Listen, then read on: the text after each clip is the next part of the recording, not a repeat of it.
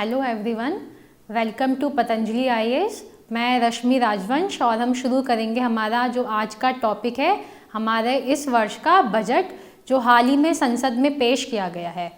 कोशिश ये की जाएगी इस वाली क्लास में कि आपको पूरा सब कुछ एक ही जगह मिल जाए और वो क्वेश्चन जो आपके एग्ज़ाम में पूछे जा सकते हैं वो इसी क्लास से आपके पूरे हो जाएं। जो भी संभावित प्रश्न पूछे जाएंगे, कोशिश ये की जाएगी कि आप इस वीडियो को देखने के बाद उन सब के उत्तर दे पाएँ। इसी के साथ अगर हम बजट के बारे में जानें तो budget exam point of view से एक बहुत इंपॉर्टेंट टॉपिक है।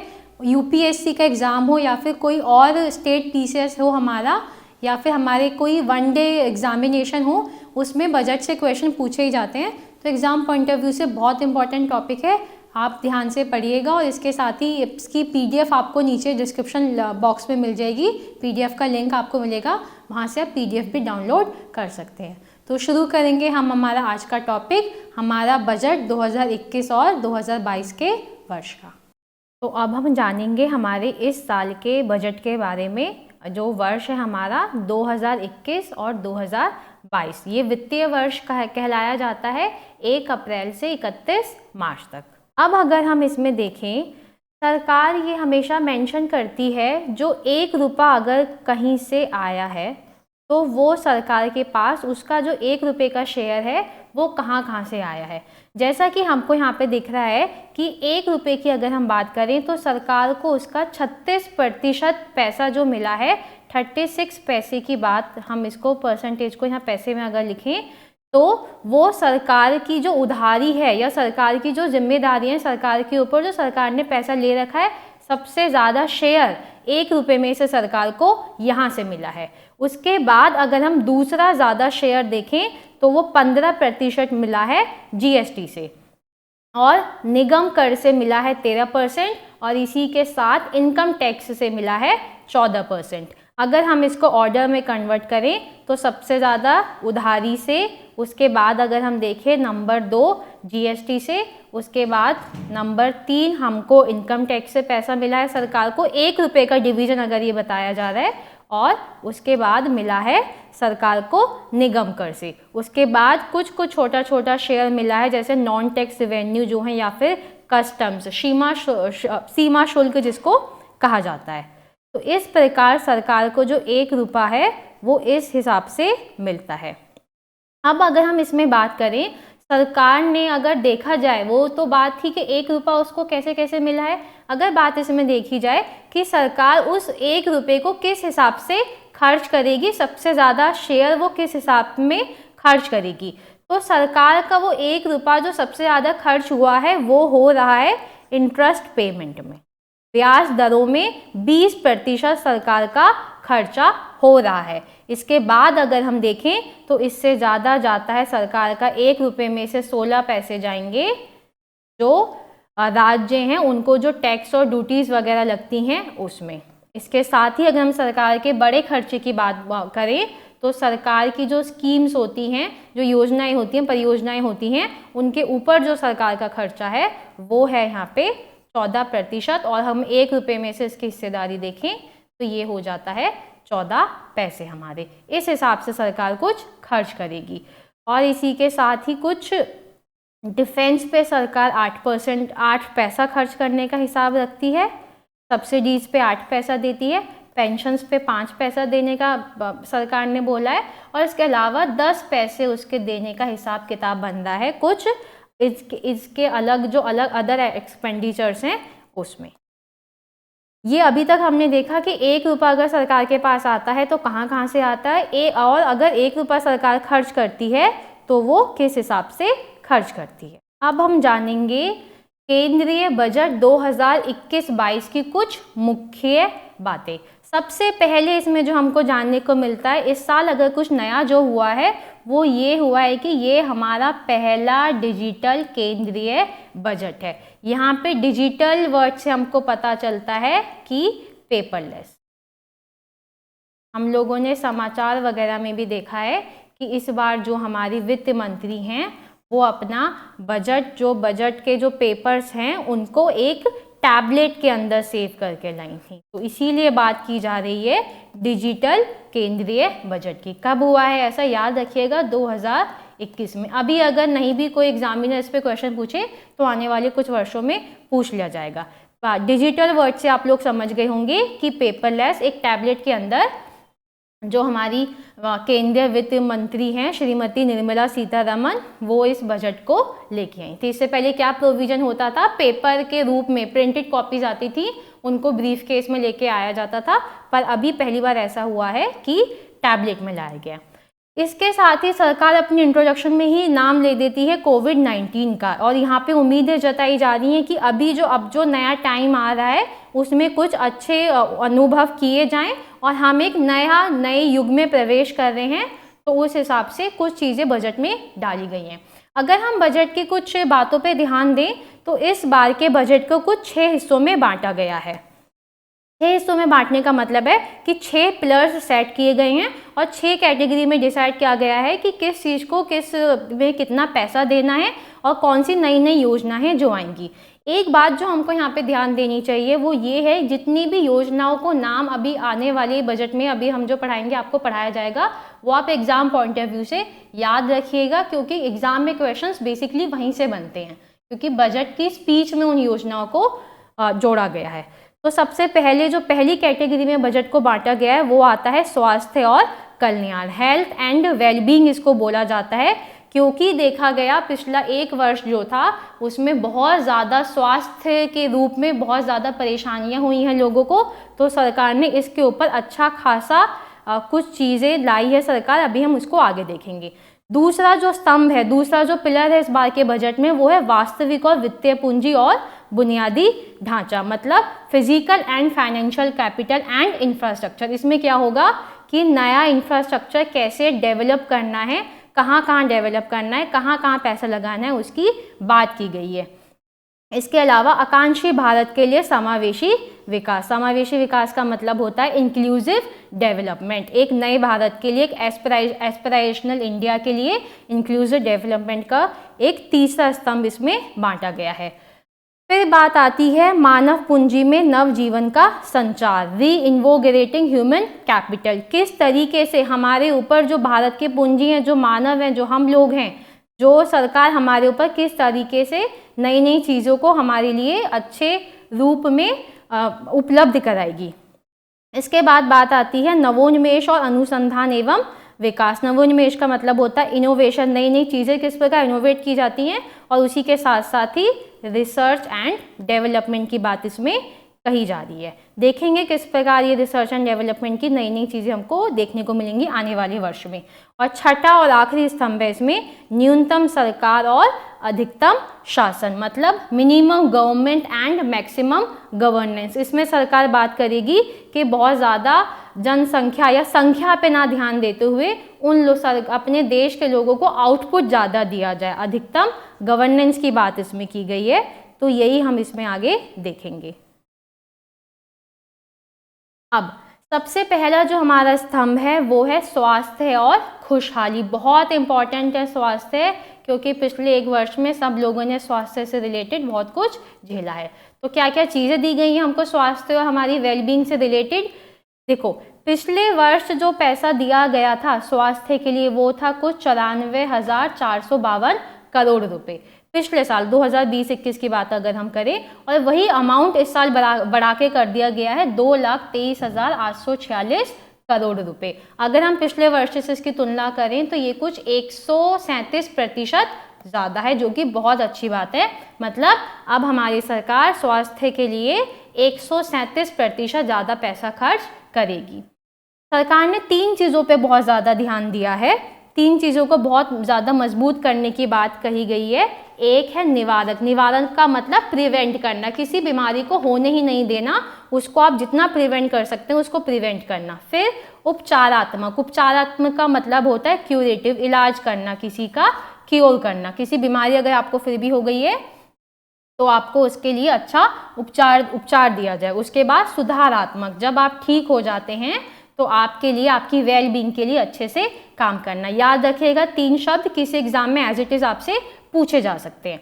अब अगली बात सरकार कहती है स्वास्थ्य और कल्याण में सुधार के लिए क्या क्या कदम उठाने का प्रावधान है या क्या क्या कदम उठाए जा रहे हैं। सरकार का कहना है कि 2021 और 22 वाला जो वर्ष है उसमें कोविड-19 के वैक्सीनेशन के लिए कुछ 35,000 रुपये खर्च करने का प्रोविज़न है। इतना पैसा खर्च किया जाएगा कोरोना की वैक्सीनेशन ड्राइव के लिए, जो कि हाल ही में वैक्सीनेशन शुरू हो गया है। इसके साथ ही एक न्यूमोकोकल वैक्सीन बनी है, न्यूमोकोकल बीमारी के लिए, न्यूमोसिल नाम है जिसका। उसके ऊपर भी ये भी एक नया टीका है जो इंडिया में डेवलप किया गया है, और उससे 50,000 बच्चों की जो मृत्यु हो जाया करती थी न्यूमोनिया जैसी बीमारी से, उसकी रोकथाम के लिए इसको बनाया गया है। अब इसके साथ साथ अगर हम स्वास्थ्य प्रणालियों की बात करें, हेल्थ सिस्टम्स की अगर हम बात करें यहाँ पे, तो एक नई योजना के बारे में हमको पता चलता है, प्रधानमंत्री आत्मनिर्भर स्वास्थ्य भारत योजना। ये 6 वर्ष तक इसके पहले फेज को 6 वर्ष में चलाया जाएगा, और इसके लिए सरकार कुछ 64,180 करोड़ रुपए खर्च किए जाएंगे। एक हमारी और योजना है जिसको बोला जाता है नेशनल हेल्थ मिशन, राष्ट्रीय स्वास्थ्य मिशन। ये भी एक सेंट्रली स्पॉन्सर्ड स्कीम है। इसके अलावा ये स्कीम भी रहेगी और अब ये वाली योजना भी रहेगी, दोनों को एक साथ चलाया जाएगा। याद रखिएगा, अभी पहला फेज इसका 6 वर्षों का है। अब अगर हम देखें प्रधानमंत्री आत्मनिर्भर स्वास्थ्य भारत योजना में कौन कौन सी मुख्य पहल हैं जो सरकार की करेगी या जिनके पीछे कार्य शुरू किया जाना है। सबसे पहले एक स्वास्थ्य के लिए राष्ट्रीय संस्था बनेगी। एक नेशनल लेवल पे एक सिस्टम तैयार किया जाएगा जिसमें हम देखेंगे कि सबको नेशनल इंस्टीट्यूशन मिलेगी एक रूप से हेल्थ के लिए। ऐसा नहीं होगा, अलग अलग डिवीजन में डिवाइड किया जाएगा। फिर अगर हम इसमें देखें तो कुछ 17,788 ग्रामीण और 11,024 शहरी स्वास्थ्य और कल्याण केंद्र खोले जाएंगे। ये बहुत अच्छी बात है। ये हम देखें तो रूरल एरिया में और ये हमारे अर्बन एरिया में। इसके अलावा 4 रीजनल नेशनल इंस्टीट्यूट्स खोले जाएंगे वायरोलॉजी के। वायरोलॉजी होता है वायरस के बारे में स्टडी जो की जाती है, उसको वायरोलॉजी बोलते हैं। क्योंकि देखा गया पिछले 1 वर्ष में बहुत ज़्यादा सफ़र किया सबने इस कोरोना वायरस से, तो इसी के स्टडी के लिए, जो कि बहुत ज़रूरी भी है। अभी हमने कोरोना नामक वायरस के इतना झेला है, अगर आने वाले समय में ऐसा कुछ होता है तो उनके बारे में चीज़ें बहुत ज़्यादा क्लियर हैं। इसलिए 4 वायरोलॉजी के लिए 4 राष्ट्रीय संस्था खोली जाएंगी।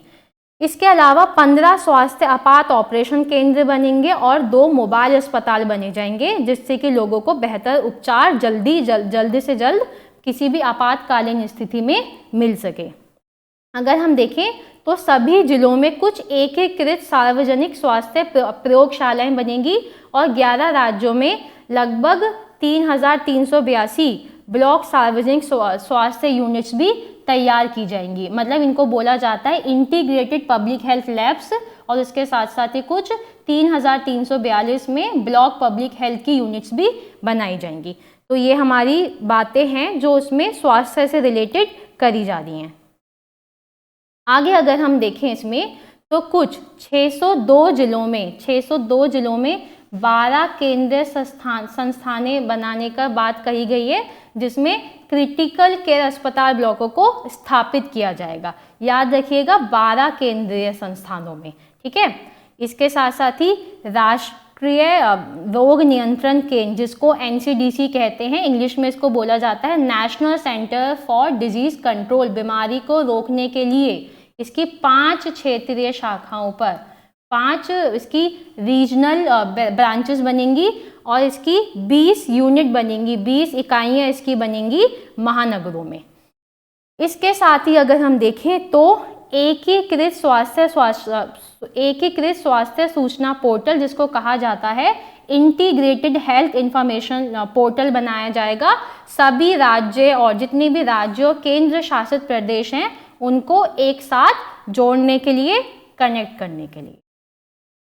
ये यहाँ पे लिखा है एकीकृत का मतलब है इंटीग्रेटेड। इसके साथ अगर हम इसमें आगे देखें तो 17 नई पब्लिक हेल्थ यूनिट्स बनेंगी, सार्वजनिक स्वास्थ्य इकाइयाँ, जिनको बोला जाता है पब्लिक हेल्थ यूनिट्स, जिनका काम होगा कि वो मजबूत करें आने वाले समय में जो 13 मौजूदा सार्वजनिक स्वास्थ्य यूनिट्स हैं, इनको मजबूत करने के लिए। 33 हमारे पास मौजूद हैं और 17 इसमें नई बनाई जाएंगी, तो संख्या हो जाएगी कुल 50। इसके साथ ही विश्व स्वास्थ्य संगठन के साथ फॉर WHO, जिसको हम WHO बोलते हैं, एक रीजनल रिसर्च प्लेटफॉर्म बनाने की बात की गई है। कौन से एरिया के लिए? दक्षिण पूर्व एशिया का जो क्षेत्र है उसके लिए। दक्षिण पूर्व एशिया यानी कि साउथ ईस्ट एशिया रीजन, जिसमें भारत आता है। और इसी के साथ साथ ही बात की गई है कि कुछ 9 बायो सेफ्टी लेवल की 3 प्रयोगशालाएं भी बनाई जाएंगी, लैब्स बोला जाता है जिसको। अब ये तो हो गई स्वास्थ्य से रिलेटेड बात। अब बात आती है न्यूट्रिशन देने की, पोषण देने की। तो एक हमारा मिशन पोषण का 2.0 वर्जन लॉन्च करने की बात हमारे इस बजट में कही गई है। इसको अगर हम आगे देखें तो इसमें हमको पता चलता है कि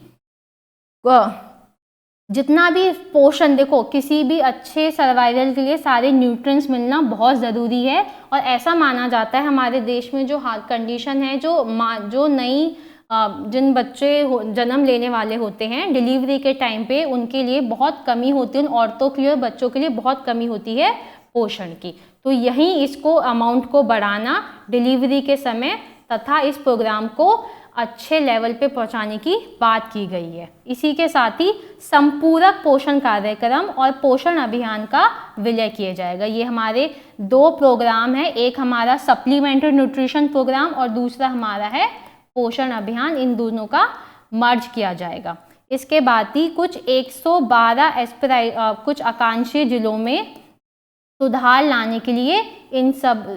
लाने के लिए कुछ कार्यनीति तैयार की जाएगी। कुछ याद रखिएगा, 112 जिलों की यहाँ पे बात की गई है। अब स्वास्थ्य से बहुत इंपॉर्टेंट चीज रिलेट करती है, वो है जल यानी कि पानी।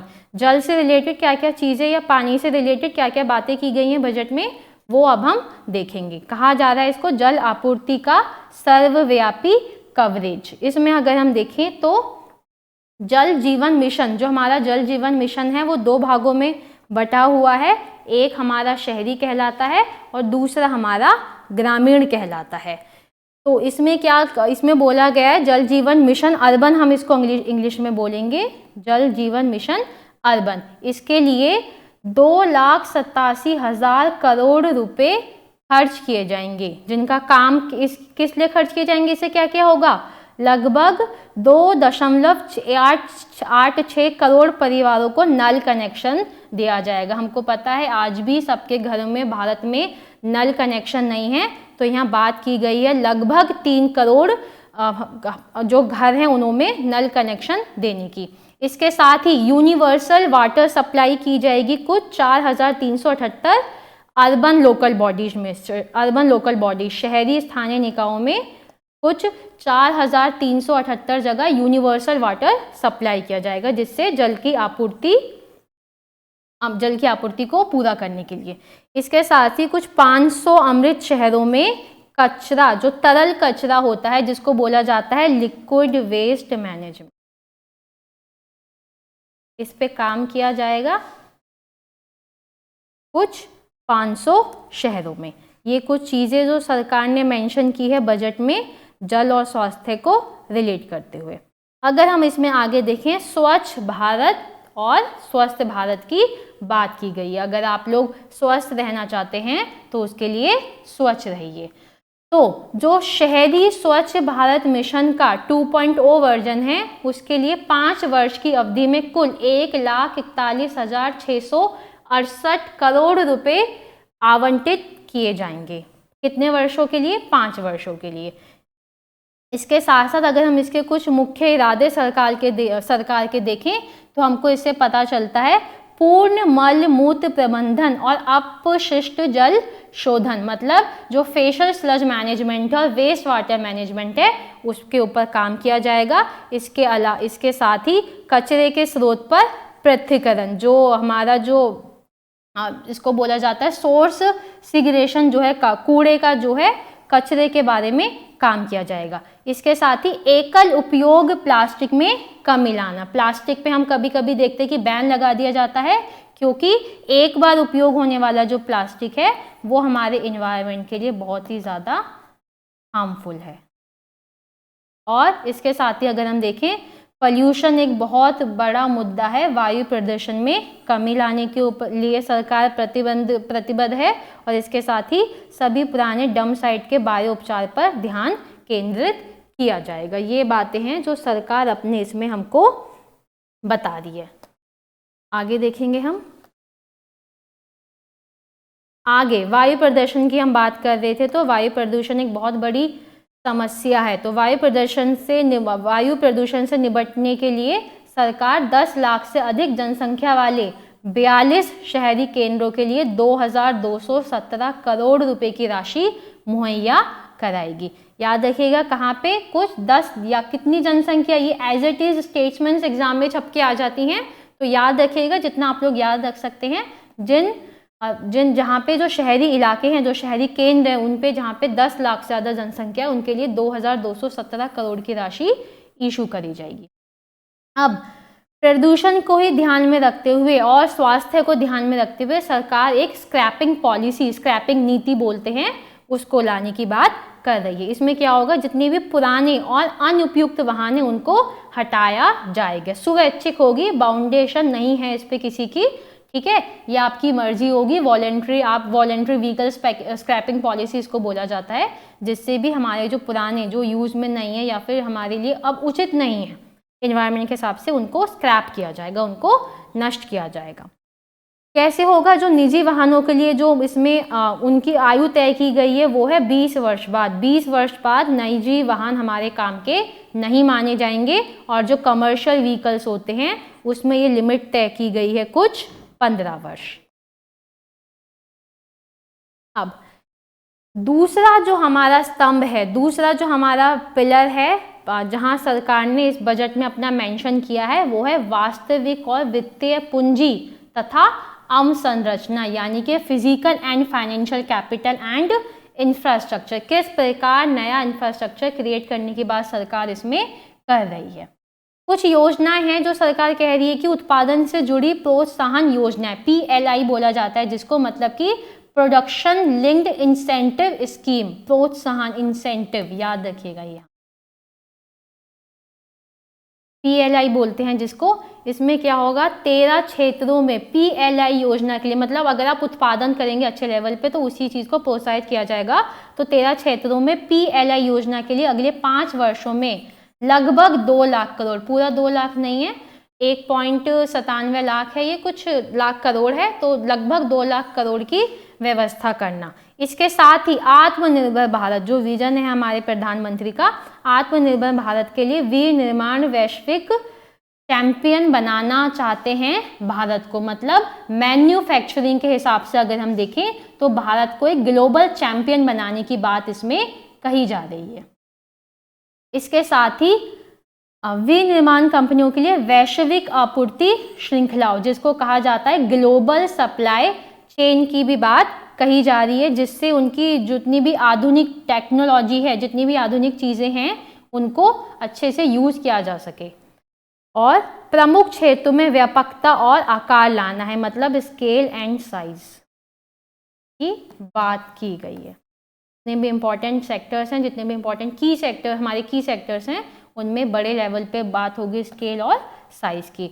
सबसे इम्पॉर्टेंट बात, युवाओं को नौकरियां प्रदान करना, इसी को बोला जा रहा है फिजिकल बात हो गई यहाँ पे युवाओं की। जैसा कि बहुत देखने को मिला है कि रोजगार की अभी हमारे देश में, भारत में बहुत समस्या है, तो सरकार ने बोला है कि इसी के तहत ही युवाओं को नौकरियां भी प्रदान की जाएंगी। अब दूसरी सब कैटेगरीज में आती है कपड़े से रिलेटेड। ये तो होगी उत्पादन, नया उत्पादन की बात अभी हमने देखी है। दूसरी सब कैटेगरी आती है उत्पादन की। उत्पादन के लिए ही कुछ मेगा इन्वेस्टमेंट टेक्सटाइल पार्क एक स्कीम का जिक्र सरकार ने किया है, जिसको शॉर्ट में बोला जाता है मित्र। इसमें मेगा निवेश, हिंदी में अगर हम बोले मेगा निवेश टेक्सटाइल पार्क, एक पार्क एस्टेब्लिश करने की बात की जा रही है।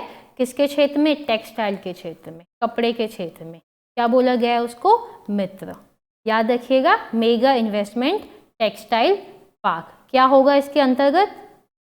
इसमें कुछ 3 वर्ष की अवधि में 7 टेक्सटाइल पार्क स्थापित किए जाएंगे। मतलब मैन्युफैक्चरिंग यूनिट भी ये इसमें रहेंगी और बाकी R&D वगैरह भी इसके रिलेटेड यहाँ पे चलता रहेगा। और क्या कह रहा है, कपड़ा उद्योग को, जैसा कि हमको अगर हम इतिहास पे नज़र मारें तो इतिहास में अगर हम देखें जिस टाइम पे भारत गुलाम हुआ करता था अंग्रेज़ों का, उस समय भारत का जो कपास था, कॉटन बोला जाता है, उसको अच्छे रूप में बाहर बहुत ज़्यादा एक्सपोर्ट किया जाता था। इंग्लैंड या और भी जितनी यूरोपियन नेशंस थी वो भारत का कपास यूज़ करते थे। इसका मतलब भारत के अंदर कपास के अंदर वो वाली कैपेबिलिटी थी और अभी भी है। इसी को एम रखते हुए सरकार ने क्या बोला है कि ग्लोबली कम्पिटिटिव बनाएंगे, जिससे क्या होगा, बड़े बड़े निवेश आएंगे भारत में और लोगों को रोजगार भी मिले। बात की गई है कि टेक्सटाइल इंडस्ट्री को एक ग्लोबली कम्पिटिटिव इंडस्ट्री बनाया जाएगा, वैश्विक रूप में प्रतिस्पर्धा करने के लिए बड़े निवेश आएंगे और उससे रोजगार भी मिलेगा। अब अगर हम बात करें इंफ्रास्ट्रक्चर की, अवसंरचना कहा जाता है जिसको, और इसको इंग्लिश में बोलते हैं इंफ्रास्ट्रक्चर। ठीक है, इसमें सरकार एक नया चीज लाई है जिसको बोला जाता है नेशनल अवसंरचना pipeline, NIP, national infrastructure pipeline. इसके तहत क्या होगा, कुछ 7,400 परियोजनाओं को, 7,400 प्रोजेक्ट्स को अराउंड किया जाएगा, जिसके अंदर लगभग 217 परियोजनाएं यहाँ पे सरकार ने मेंशन की है। 217 प्रोजेक्ट्स जो हैं उनको पूरा किया जाएगा और जिसकी कॉस्ट बताई गई है 1.10 लाख करोड़ रुपए। इतना पैसा सरकार खर्च करने के लिए तैयार है।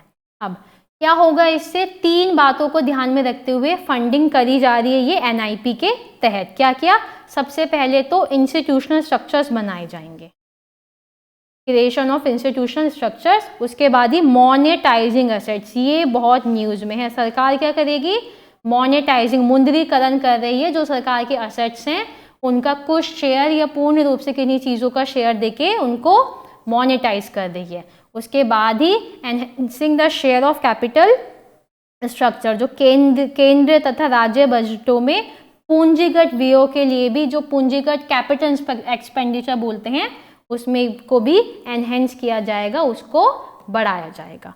इस तरीके से सरकार कुछ नए इंफ्रास्ट्रक्चर करने की बात अपने बजट में मेंशन की है। इसके साथ ही अभी जैसे कि बात की गई है इंफ्रास्ट्रक्चर की, हम बात कर रहे हैं, तो उसमें कैसे अवसंरचना का वित्त पोषण, जिसको बोला जाता है इंफ्रास्ट्रक्चर फाइनेंसिंग, तो विकास वित्तीय संस्था DFI बोलते हैं जिसको, डेवलपमेंट फाइनेंशियल इंस्टीट्यूशन को सेटअप किया जाएगा। कितना पैसा लगा के, 20,000 करोड़ रुपए की लागत से ये सेटअप किया जाएगा। इसके साथ ही 3 वर्षों में, आने वाले 3 वर्षों में कुछ 5 लाख करोड़ रुपए की, कम से कम सरकार का कहना है 3 वर्षों में प्रस्तावित DFI के अंतर्गत कम से कम 5 लाख करोड़ रुपए की उधारी पोर्टफोलियो हो। मतलब कि जो सरकार अपनी जो पोर्टफोलियो, जो लैंडिंग है पोर्टफोलियो, उसको क्रिएट करेगी अंडर द प्रपोज DFI इन 3 वर्ष, तो सॉरी इन 3 ईयर्स, 3 वर्षों में। अब सबसे ज़्यादा जो बजट डिस्कस हो रहा है इस बार वो है ये वाला इशू, परिसंपत्तियों पर जोर, बहुत ज़्यादा जोर दिया गया है जो सरकार के असेट्स हैं उनको मोनेटाइज करने में। यही है मोनेटाइजिंग असेट। तो ये मैं आपको बता चुकी हूँ। नेशनल मोनेटाइजेशन पाइपलाइन की शुरुआत की बात की गई होगी। इसमें क्या होगा, कौन से महत्वपूर्ण असेट्स हैं, परिसंपत्ति को ही बोला जाता है असेट्स। कौन से महत्वपूर्ण असेट्स हैं जिनको इसमें मोनेटाइज करने की बात की गई है। सबसे पहले हमें इसमें देखने को मिलती हैं कुछ 5 परिचालित टोल सड़कें, 5 ऑपरेशनल टोल रोड्स हैं जिनको 5,000 करोड़ में ट्रांसफ़र किया जा रहा है। ये NHAI इनोवेशन IT को एक कंपनी है, इसको सरकार कुछ 5 ऑपरेशनल टोल रोड्स हैं उनको दे रही है। कितने रुपए में, कुछ 5,000 करोड़ रुपए में।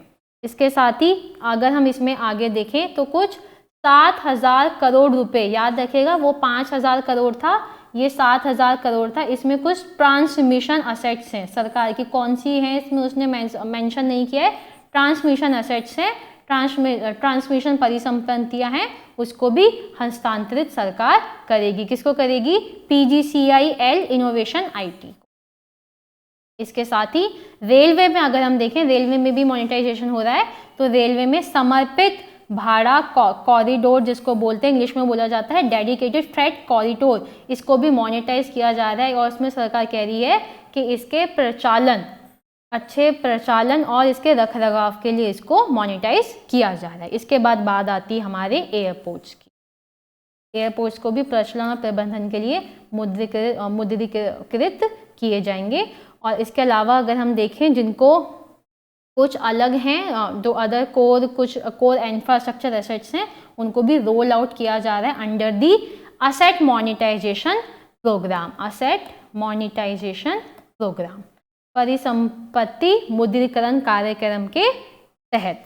क्या क्या है इसमें? गेल, IOCL, HPCL की तेल और गैस पाइपलाइनें। इसके बाद ही टियर 2 और टियर 3 शहरों में जो हमारे एयरपोर्ट्स हैं उनको, रेलवे के जो बुनियादी ढांचे के एसेट्स हैं उनको, और केंद्रीय वेयरहाउसिंग निगम और नाफेड जैसी जो वेयरहाउसिंग हमारी एसेट्स हैं उनको। और इसके साथ ही यहाँ पे खेल स्टेडियम की बात की गई है, स्पोर्ट्स स्टेडियम की बात की गई है। ये अभी नहीं यहाँ पे क्लियर है कि कौन सा वाला वो स्पोर्ट्स स्टेडियम होगा, पर यहाँ पे मेंशन किया गया है कि मोनेटाइजेशन के लिए, मुद्रीकरण के लिए एक खेल स्टेडियम का नाम भी सामने आएगा।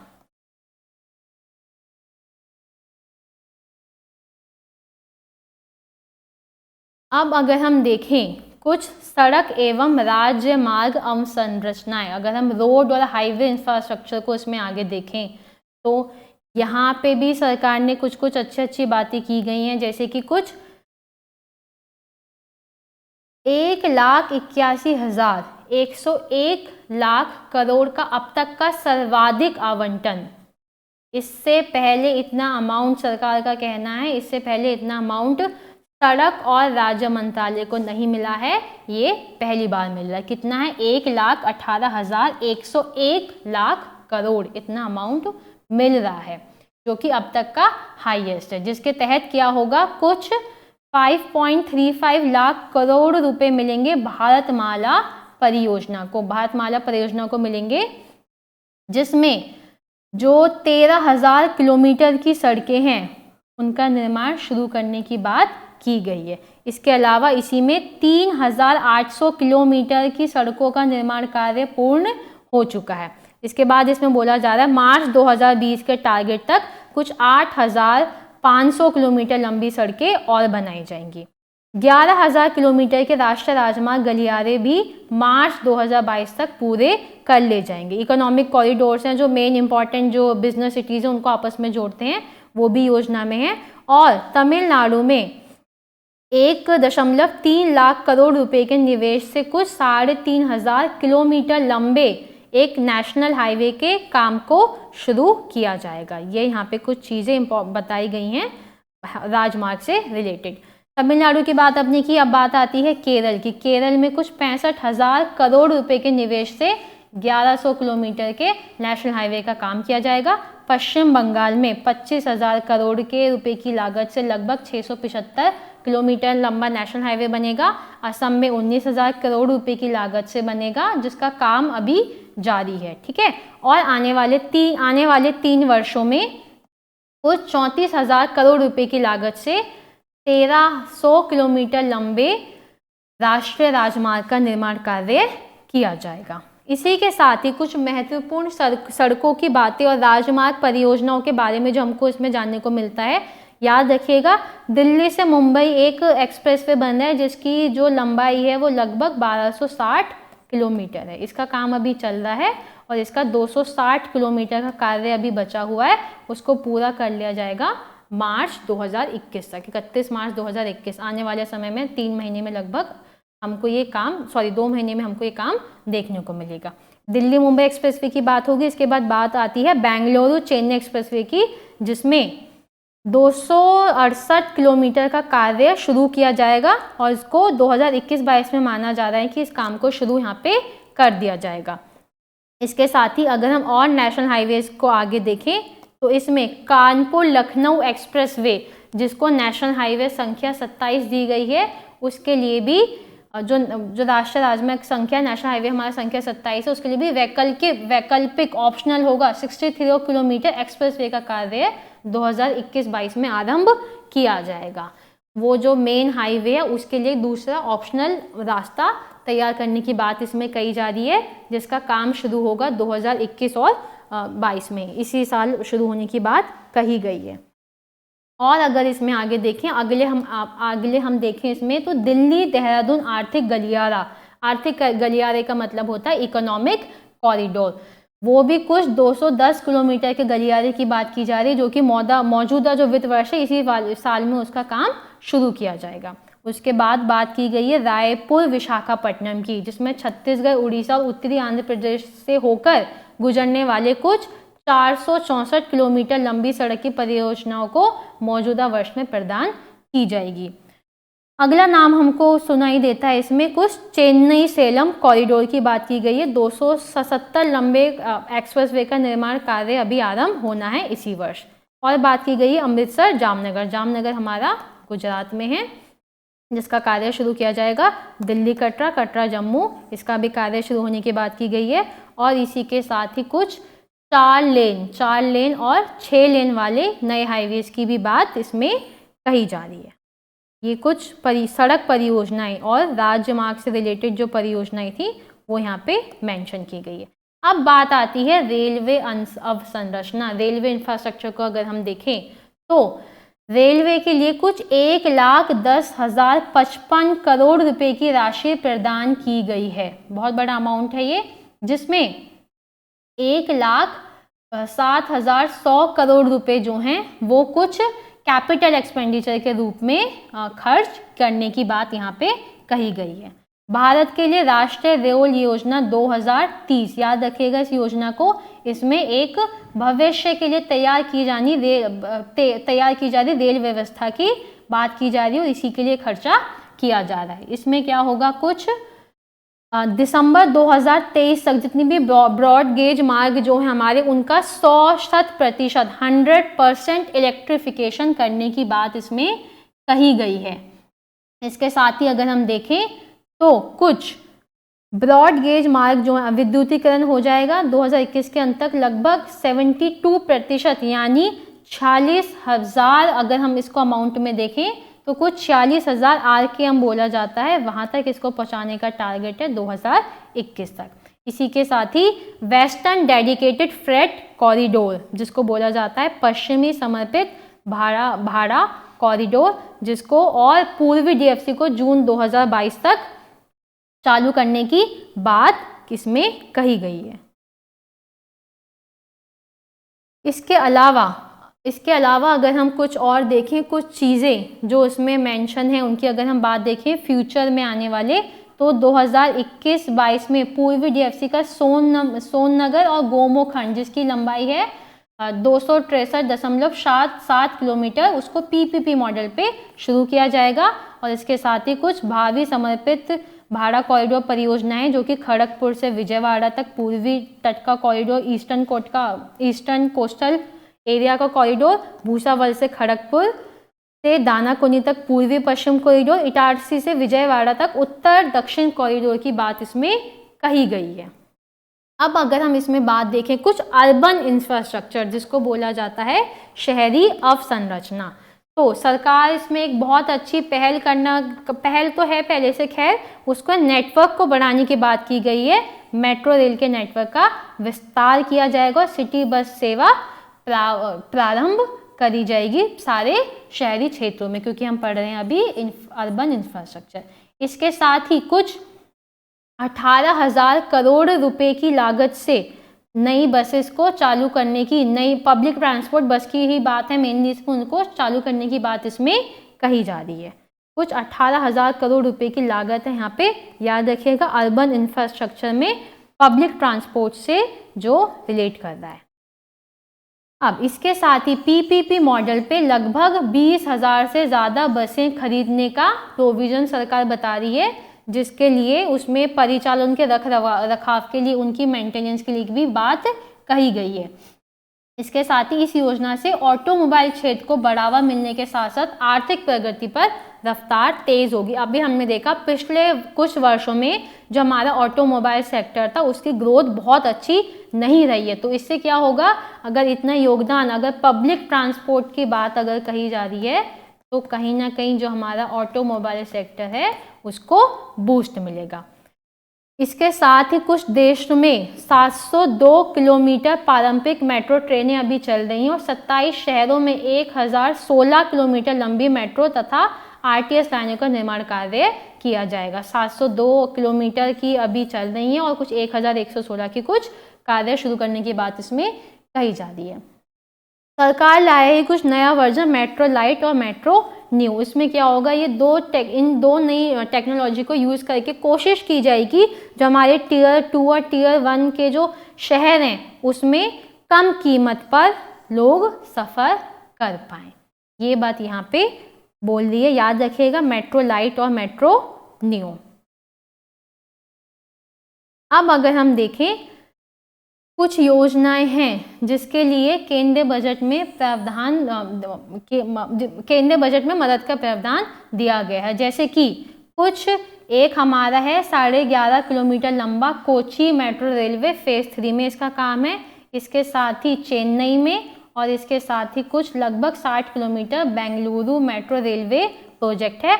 इनके लिए सरकार इतना अमाउंट, इसकी लागत इसमें बताई है। और इसके साथ ही कुछ 5,976 करोड़ रुपए की लागत से Nagpur metro rail project phase 2 और 2,092 करोड़ की लागत से नासिक मेट्रो का निर्माण कार्य किया जाएगा।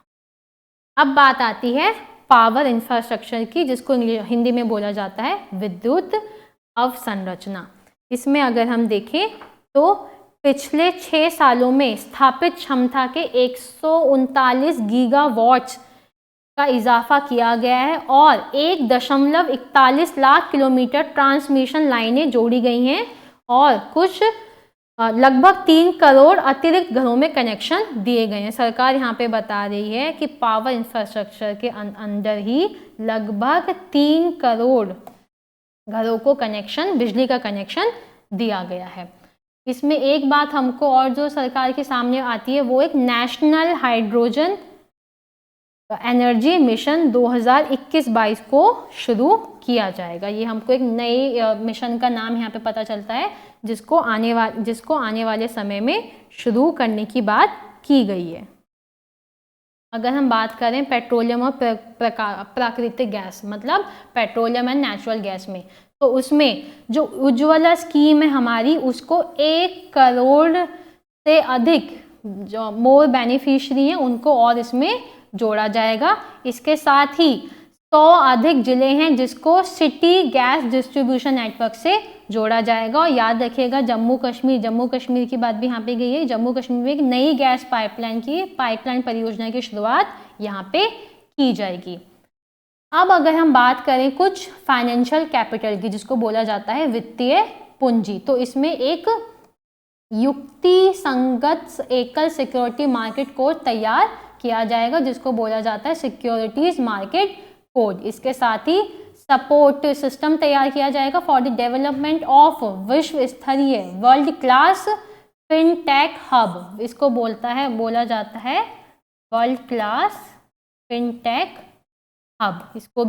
इसको भी सपोर्ट किया जाएगा। और इसके बाद इसमें बात की गई है गैर परंपरागत ऊर्जा क्षेत्र को और बढ़ावा देने के लिए, उसको बूस्ट करने के लिए जो भी हमारे भारतीय ऊर्जा सोन निगम में 1000 करोड़ रुपए से भारतीय नवीकरण ऊर्जा विकास की एजेंसी से कुछ 1500 करोड़ रुपए की अतिरिक्त पूंजी लगाई जाएगी। तो यहाँ पे सरकार कुछ 1500 करोड़ रुपए और खर्च इसमें करेगी। आगे देखेंगे हम इसमें बीमा क्षेत्र में एफडीआई को बढ़ाया जाएगा। एफडीआई माने कि जो हमारा विदेशों से जो फॉरेन डायरेक्ट इन्वेस्टमेंट है उसको बढ़ाया जाएगा। उसको बढ़ा के अभी जो 49% है उसको 74% करने की बात कही गई है। याद रखिएगा 49 से 74%, 49 से 74%। इसके साथ ही अगर हम इसमें बात देखें कुछ विनिवेश एवं रणनीतिक बिक्री, यहाँ पे भी सरकार ने अभी फिर से कुछ विनिवेश करने की बात की गई है। विनिवेश का मतलब होता है डिसइन्वेस्टमेंट, विनिवेश का मतलब होता है डिसइन्वेस्टमेंट, डिसइन्वेस्टमेंट किया जाएगा। क्या क्या है, क्या क्या बात की गई है इसमें, कुछ बजट अनुमान जो 20,021 में था उसका कुछ 1,75,000 करोड़ रुपए, अगर हम देखें तो 1,75,000 करोड़ रुपए मिले हैं हमको बीते वर्ष में, जो बजट एस्टिमेशन था उसका। इसके साथ साथ ही अभी जहाँ जहाँ डिसइन्वेस्टमेंट की बात की गई है वो हमारा है BPCL, Air India, shipping corporation of India, उसके साथ ही container corporation of India, IDBI bank, याद रखिएगा ये नाम, IDBI बैंक मेंशन है। उसके साथ ही BML, पवन हंस, नीलाचल इस्पात निगम, इन सबको भी, इन सब के डिसइन्वेस्टमेंट को कंप्लीट इसमें कर लिया जाएगा हमारे आने वाले वर्ष में। IDBI बैंक के अलावा 2 सार्वजनिक क्षेत्रों के बैंक और एक जनरल बीमा कंपनी का भी निजीकरण किया जाएगा। सरकार ने यहाँ पे सीधा सीधा बोला है कि IDBI बैंक के अलावा 2 और पब्लिक सेक्टर बैंक है हमारे, उनको भी निजीकरण किया जाएगा, और एक हमारी जनरल इंश्योरेंस कंपनी है उसका भी प्राइवेटाइजेशन किया जाएगा। इसी के साथ ही LIC के एक IPO का भी निजीकरण करने की बात इसमें कही गई है। और कुछ और भी है, जैसे कि इसमें अभी आजकल जो है ये जो विनिवेश किया जा रहा है ये आजकल बहुत चर्चा में है। कुछ लोग सरकार को इसके लिए क्रिटिसाइज भी कर रहे हैं, पर सरकार अपनी पॉलिसीज़ को लेके एकदम क्लियर है। नीति आयोग रणनीतिक विनिवेशन के लिए CPSI की एक नई सूची पर काम करेगा। अभी ये विनिवेश का काम अभी चल ही रहा है और इसके ऊपर और भी काम अभी करने की बात कही गई है। तो विनिवेश एक मुद्दा है जो देखते हैं आने वाले समय में हमको क्या देखने को। अब हम आते हैं हमारे तीसरे स्तंभ पे। तीसरा स्तंभ हमारा आकांक्षी भारत के लिए समग्र विकास। समग्र विकास का मतलब है इंक्लूसिव डेवलपमेंट,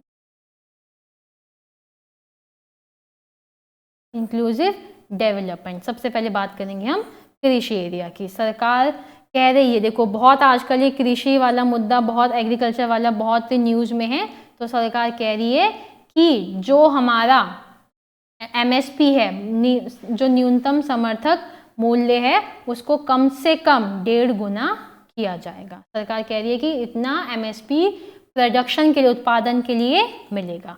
इसके बाद ही सरकार कहती है खरीद में काफ़ी बढ़ोतरी के कारण किसानों के भुगतान में निम्न अनुसार बढ़ोतरी हुई है। मतलब अगर हम देखें जो खरीद जो हो रही है, जो सरकार जो फसलें खरीदती है, प्रोक्योरमेंट कहा जाता है, उसमें किसानों की बहुत ज़्यादा बढ़ोतरी हुई। अगर हम यहाँ पे तुलना करेंगे, कुछ 2013-2014 वर्ष की बात है और अभी 2020-21 का वर्ष है, तो ये यहाँ पे आप वृद्धि देखिएगा, ये करोड़ रुपए में है इतना, मतलब कि 33,874 करोड़ रुपए की बात की जा रही है। तो लगभग 7-8 वर्ष पहले ये इस अमाउंट पे खरीदी की गई थी, और अभी लगभग अगर हम देखें तो इसका ये 2-2.25 गुना है। सबसे किस केस में? गेहूं के केस में। चावल अगर हम देखें तो ये कुछ अगर हम 7-8 साल पहले कुछ 63,928 करोड़ रुपए होते थे, और अभी ये बढ़कर 1,72,752 करोड़ रुपए। ये यहाँ पे किसानों को क्या फ़ायदा हुआ है या कितना सरकार ने खरीदा है, ये दिखाया जा रहा है। दालों की अगर हम बात करें तो ये कुछ 236 करोड़ रुपए हैं, याद रखिएगा ये 236 करोड़ रुपए। और अभी हम देखें तो ये तो ह्यूज यहाँ पे हमको इंक्रीमेंट दिख रहा है, कुछ 10,530 रुपये का इंक्रीमेंट हमको यहाँ पे दिखने को मिल रहा है। तो ये अगर हम इन आंकड़ों पर नज़र डालें तो ये बहुत ही अच्छा दिखाई दे रहा है किसानों के लिए। आगे चलेंगे। आगे इसमें बात की गई है स्वामित्व योजना। स्वामित्व योजना को आगे बढ़ाया जाएगा, सभी जिलों केंद्र शासित प्रदेशों में इसका विस्तार किया जाए। ठीक है, इसमें 1,241 गांवों में कुछ 1.80 लाख संपत्ति मालिकों को कार्ड पहले ही उपलब्ध कराए जा चुके हैं, और इसको अभी आगे और एक्सपेंड करने की बात कही जा रही है। इसके साथ ही जो ऑपरेशन ग्रीन स्कीम है उसको भी आगे उसको भी आगे बढ़ाने की बात इसमें की गई है। जिनको 22 उत्पादों पे ग्रीन ऑपरेशन ग्रीन स्कीम है उसको भी अलग अभी 22 प्रोडक्ट्स पे बढ़ाने की बात कही गई है।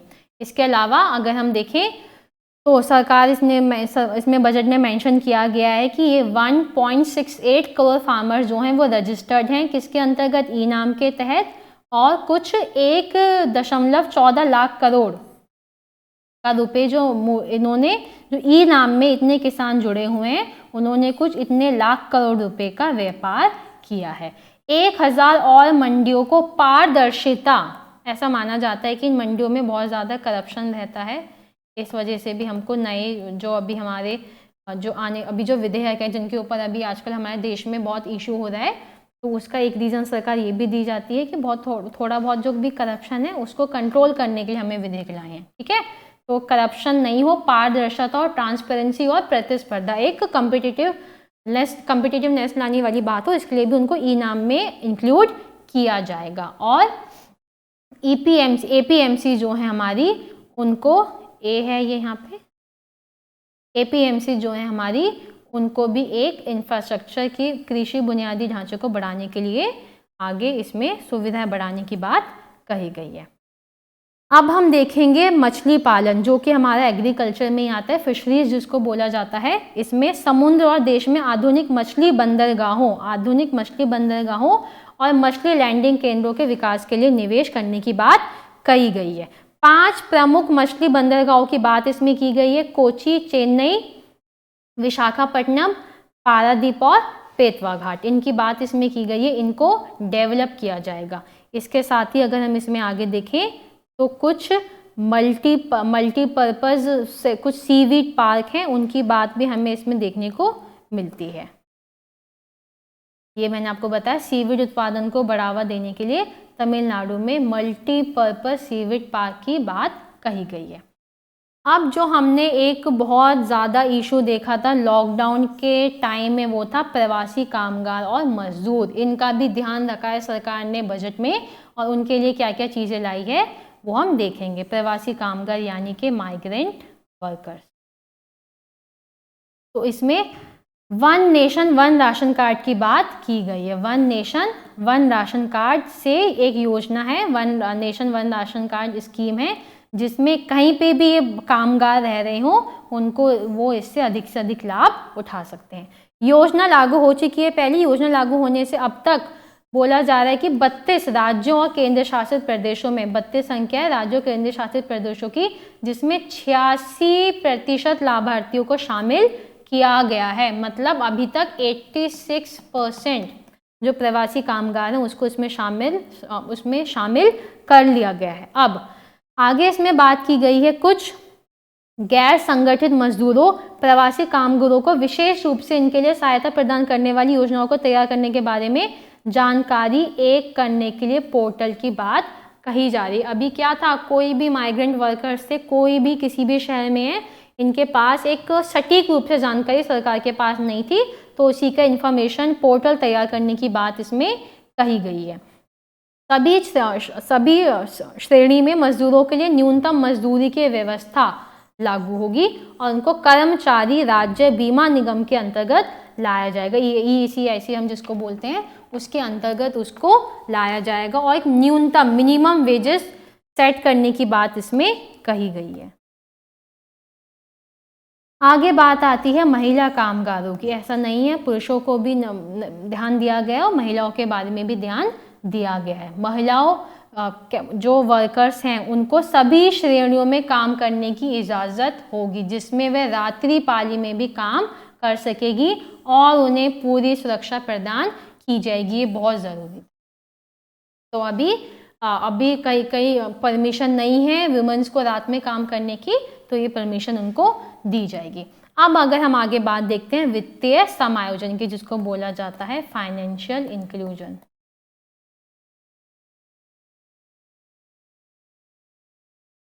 इसमें अगर हम देखें, एक बात की गई है अनुसूचित जाति जनजाति और महिलाओं के लिए चलाई गई स्टैंड अप इंडिया स्कीम की। इसके साथ ही मार्जिन मनी को घटाकर 15% किया गया।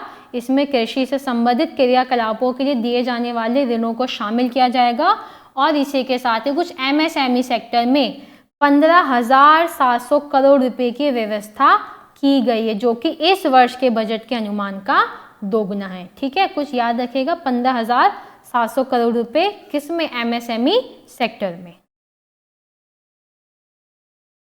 अब बात आती है मानव पूंजी का पुनः शक्तिवर्धन। मानव पूंजी कौन हो गया? मतलब ह्यूमन कैपिटल।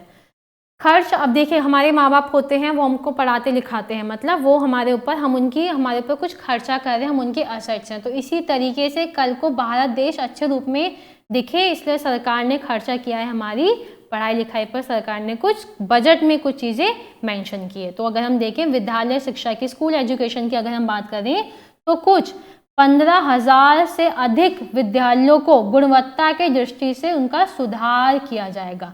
याद रखिएगा, इनका यहाँ पे सुधार हो रहा है, नए नहीं बन रहे, कंस्ट्रक्शन नहीं हो रही, यहाँ पे ये सुधार हो रहे हैं। ठीक है, किया जाएगा ताकि वह राष्ट्रीय शिक्षा नीति के, जो नेशनल एजुकेशन पॉलिसी है, राष्ट्रीय शिक्षा नीति के सभी घटकों का अनुपालन वहाँ पे हो सके।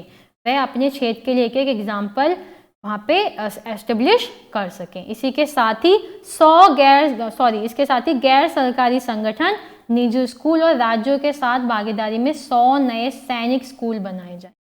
याद रखिएगा, 100 नए सैनिक स्कूल बनाने की बात मेंशन की गई है। ये हो गई हमारी विद्यालय शिक्षा की बात, स्कूल एजुकेशन जिसको बोला जाता है। अब हम देखेंगे हायर एजुकेशन में क्या क्या है। भारतीय उच्चतर शिक्षा आयोग गठित करने को लेकर एक कमीशन गठित किया जाएगा, जिसको बोला जा रहा है higher education commission of India. ठीक है, इसे लेकर इस वर्ष विधान पेश किया जाएगा। यह एक छत्रक निकाय का मतलब होता है अम्ब्रेला बॉडी, मतलब सबके ऊपर नजर रखेगा, सबको कवर करेगा। अम्ब्रेला बॉडी होगी जिसके अंतर्गत इसमें कुछ 4 अलग अलग घटक होंगे। याद रखिएगा, एक नया कमीशन डेवलप करने की बात इसमें कही गई है। किसके लिए? उच्चतर शिक्षा के लिए। उच्चतर शिक्षा का मतलब होता है हायर एजुकेशन।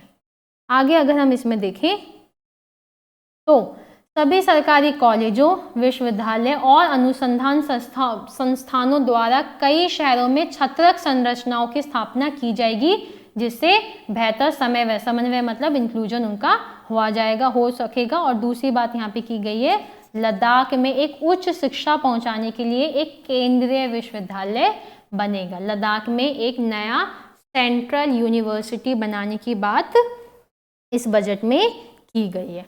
कुछ शिक्षा की अगर कल्याण देखें शिक्षा के क्षेत्र में, तो कुछ अनुसूचित जाति और अनुसूचित जनजाति के लोगों के कल्याण की बात इसमें की गई है। Schedule caste and schedule tribes के वेलफेयर की बात हम यहाँ पे देखेंगे। ठीक है, तो कुछ ट्राइबल एरिया में 750 एकलव्य मॉडल के, ये नाम याद रखिएगा, 750 एकलव्य मॉडल के स्कूल स्थापित करने का लक्ष्य है। इसी के साथ ही अनुसूचित जाति, एससी जो होते हैं, अनुसूचित जाति के लिए कल्याण के लिए पोस्ट मैट्रिक छात्रवृत्ति को फिर से शुरू करने की बात की गई है। पोस्ट मैट्रिक स्कॉलरशिप जो स्कीम है उसको फिर से शुरू करने की बात इसमें कही गई है। इसी के साथ ही कुछ 35,219 करोड़ रुपए की लागत से केंद्रीय सहायता में वृद्धि की गई है 2025-2026 में। 6 वर्ष जो है आने वाले, उसमें इतना अमाउंट में एक्सटेंशन करके मिला है।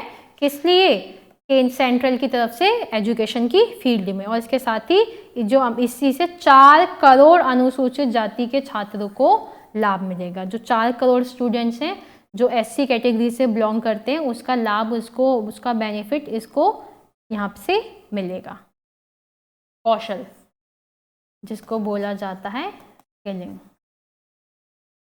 युवाओं के लिए अवसर बढ़ाने के लिए अप्रेंटिसशिप अधिनियम में सुधार करने की बात यहाँ पे कही गई है। जो अप्रेंटिसशिप एक्ट है उसमें यहाँ पे कुछ सुधार करने की बात की गई है। कुछ अभियांत्रिक में स्नातकों और डिप्लोमा धारकों की शिक्षा उपरांत कुछ प्रशिक्षण और दिशा में मौजूद राष्ट्रीय अप्रेंटिसशिप परीक्षण परियोजना, जिसको NATS बोला जाता है, उसको पुनर्सृजन करने के लिए 3000 करोड़ रुपए खर्च करने की बात कही गई है। इसी के साथ ही कौशल में अन्य देशों के साथ साझेदारी की पहल को आगे बढ़ाया जाएगा, जिसमें हमको नाम मिलता है इसमें संयुक्त अरब अमीरात का, UAE और जापान का। याद रखिएगा, स्किल की क्षेत्र में इन दोनों देशों के साथ अपने संबंध मजबूत किए जाएंगे, अच्छा स्किल डेवलपमेंट इंडिया में करने के लिए। 5वां जो हमारा स्तंभ है वो उसमें देखें तो वो है नवोन्मेष, अनुसंधान और हमारा अनुसंधान एवं रिसर्च, जिसको बोला जाता है R&D, रिसर्च एंड डेवलपमेंट जिसको बोला जाता है। कुछ नए नए इनोवेशन करने की बात की गई है और इसके साथ ही कुछ रिसर्च एंड डेवलपमेंट में भी किस तरीके से भारत का आगे का हिसाब किताब रहेगा वो बताया गया है। तो इसी के लिए नेशनल रिसर्च फाउंडेशन, राष्ट्रीय अनुसंधान फाउंडेशन, नेशनल रिसर्च फाउंडेशन, जिसको अनाउंस किया गया था 2019 में, उसकी कार्य प्रणाली तैयार की गई थी, यहाँ पे बताया जा रहा है। 50,000 करोड़ रुपए का खर्च करने की बात की गई है आने वाले 5 वर्षों में, किस लिए? रिसर्च एंड डेवलपमेंट के कामों से रिलेटेड। और इसके साथ ही जितनी भी रिसर्च प्रक्रिया की जा रही है उनको मजबूत करने की बात की गई है। भुगतान को डिजिटल लेन देन में बढ़ावा देने के लिए प्रस्तावित योजना में 1500 करोड़ रुपए, डिजिटल पेमेंट में जो डिजिटल लेन देन होता है उसको इम्प्रूव करने के लिए 1500 करोड़ रुपए खर्च करने की बात इसमें की गई है। इसी के साथ ही प्रमुख भारतीय भाषाओं में शासन और नीति से संबंध ज्ञान को उपलब्ध कराने के लिए राष्ट्रीय भाषा अनुवाद मिशन की शुरुआत की पहल करने की बात इसमें कही गई है, जिसको बोला जाता है नेशनल लैंग्वेज ट्रांसलेशन मिशन। इसके साथ ही अगर हम देखें तो PSLV CS51 लॉन्च किया जाएगा, to be launched by new space India limited, जो क्या करेगा? ब्राजील की, याद रखिएगा कौन सा देश है? ब्राजील के अमेज़ेनिया उपग्रह और कुछ भारतीय उपग्रह को ले जाएगा। अभी हमने 3 देशों के नाम सुने हैं, एक हमारा UAE हो गया पीछे स्किल डेवलपमेंट से रिलेटेड, और यहाँ पे रिसर्च एंड डेवलपमेंट की कैटेगरी में हम देखें UAE और जापान था, और रिसर्च एंड डेवलपमेंट की कैटेगरी में हम देखें तो हमारा एक नाम हमको मिलता है ब्राज़ील के सैटेलाइट्स को, कौन सा सैटेलाइट्स है? अमेज़ोनिया सैटेलाइट है उसको, और अपने कुछ सैटेलाइट्स को हमारा ये जो मिशन है न्यू स्पेस इंडिया लिमिटेड द्वारा जो मिशन तैयार किया जाएगा उसको आगे ऊपर ले जाया जाएगा। गगनयान मिशन की गतिविधियां, गगनयान मिशन के बारे में आजकल बहुत न्यूज़ में, उसके तहत ही 4 भारतीय अंतरिक्ष यात्रियों को रूस में जेनेरिक स्पेस फ्लाइट के बारे में ट्रेनिंग उनको दी जाएगी। कहाँ पे? कितने हैं? 4 भारतीय, और कहाँ पे? रूस। एक नया देश हमको और जानने को मेंशन हुआ है हमारे बजट में, वो है हमारा रूस। और इसके साथ ही पहला मानव रहित प्रक्षेपण दिसंबर 2021 में किया जाएगा, जिसको बोला जा रहा है फर्स्ट अनमैन्ड लॉन्च किया जाएगा दिसंबर 2021। और गहरे महासागर मिशन, जिसको बोला जाता है डीप ओशियन मिशन सर्वे, और उसके साथ ही कुछ उनकी जितनी भी डीप ओशन के अंतर्गत जो भी चीज़ें क्या क्या हमारे पास विविधताएं हैं उनको जानने के लिए कुछ 4000 करोड़ रुपए की व्यवस्था की गई है।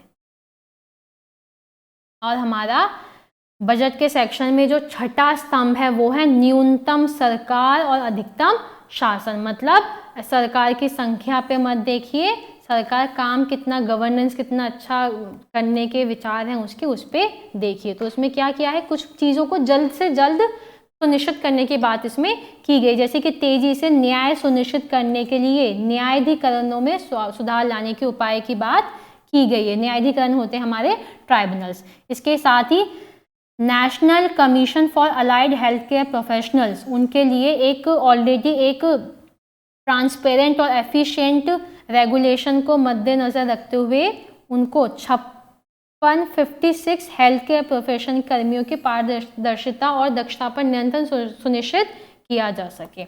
इसके साथ ही राष्ट्रीय नर्सिंग और मिडवाइफरी आयोग विधेयक नर्सिंग व्यवसाय में पारदर्शिता और प्रशासनिक सुधार के लिए प्रस्तुत किया गया। और अगर हम इसमें आगे देखें तो कुछ CPSE के साथ अनुबंध विवाद के तुरंत निपटारे के लिए विवाद निपटान तंत्र का प्रस्ताव है। भारत के इतिहास में पहली डिजिटल जनगणना, याद रखिएगा बजट हमारा डिजिटल बजट बोला जा रहा है इस वर्ष के बजट को। क्यों? क्योंकि टैबलेट में वो प्रस्तुत किया गया है और इसके साथ ही डिजिटल सेंसस दोनों वर्ष 2021 से रिलेट करती हैं।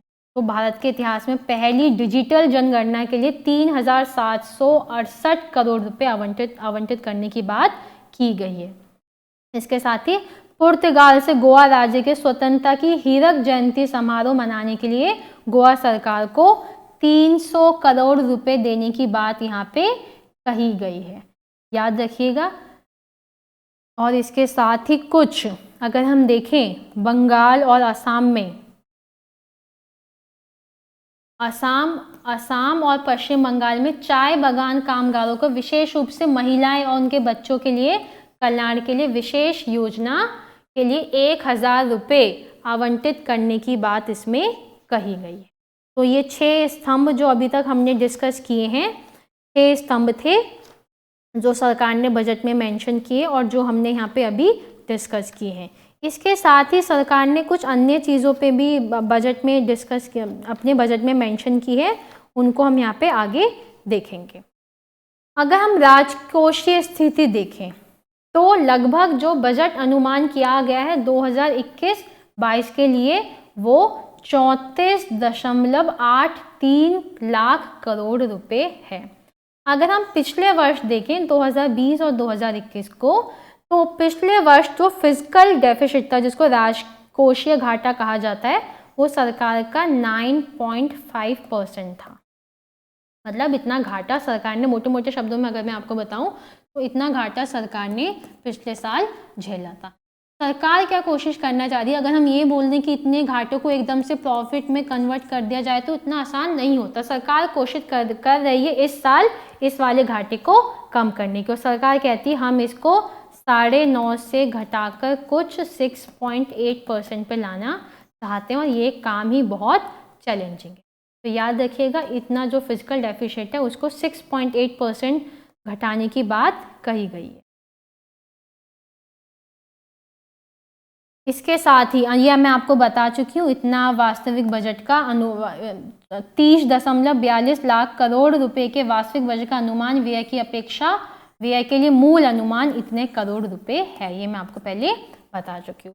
कुछ 15th फाइनेंस कमीशन का मेंशन है बजट में, जो कि हमारा वर्ष 2021 से, याद रखिएगा जो ये हमारे फाइनेंस कमीशन होते हैं 5 साल की ड्यूरेशन होती है, तो अभी 2021 से 2026 का हमारा 15वां वित्त आयोग है, के लिए अंतरिम रिपोर्ट राष्ट्रपति को सौंपी गई है।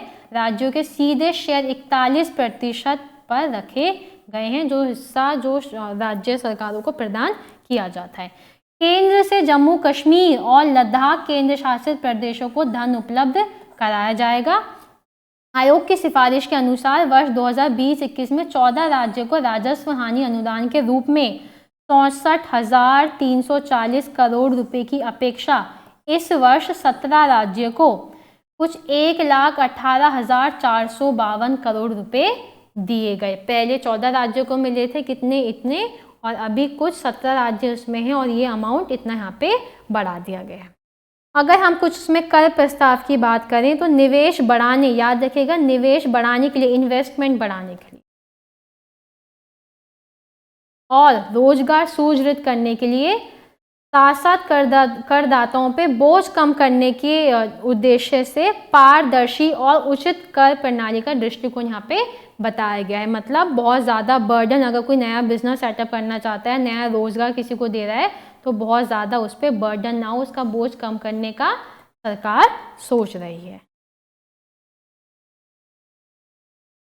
प्रत्यक्ष कर होता है हमारा डायरेक्ट टैक्स, उसकी कुछ उपलब्धियां के बारे में सरकार ने यहाँ पे कुछ अपनी अचीवमेंट्स हैं उनको कुछ यहाँ पे मेंशन किया है। कॉर्पोरेट कर की दर कम से जो कॉर्पोरेट कर होता है, कॉर्पोरेट टैक्स होता है, उसकी दरों को विश्व में सबसे कम स्तर पर लेके लाया गया है भारत में। छोटे करदाताओं, जो छोटे टैक्स पेयर होते हैं, उन पर भार कम करने के लिए छूट की वृद्धि में कमी की गई है। और इसके साथ ही 2014 में आयकर दाखिल करने वालों की संख्या लगभग 3.31 करोड़ थी, जो कि बढ़कर डबल ही दिख रही है यहाँ पे, 2 गुना हो गई है 2020 में। मतलब जो इनकम टैक्स भरते थे उनकी संख्या पहले इतनी थी और अभी इतनी हो गई है, ये डबल हो गई है। इसके साथ ही फेसलेस निर्धारण और फेसलेस अपील की शुरुआत करने की बात की गई है। वरिष्ठ नागरिकों को राहत दी है इस बजट में। जो 75 वर्ष से अधिक आयु के जो हैं उनको ITR नहीं फाइल करने के लिए सरकार ने बोला है कि उनको ITR फाइल करने की ज़रूरत नहीं है। अब आत्मनिर्भर भारत का एक विजन है, उसके तहत कुछ बातें की गई हैं, वो हम आपको बताएंगे। आत्मनिर्भर भारत, सरकार ने मेंशन किया है कि जो आत्मनिर्भर भारत है ये कोई नया आइडिया नहीं है, ऐसा तो पहले भी था। अगर हम एंशंट इंडिया में देखें,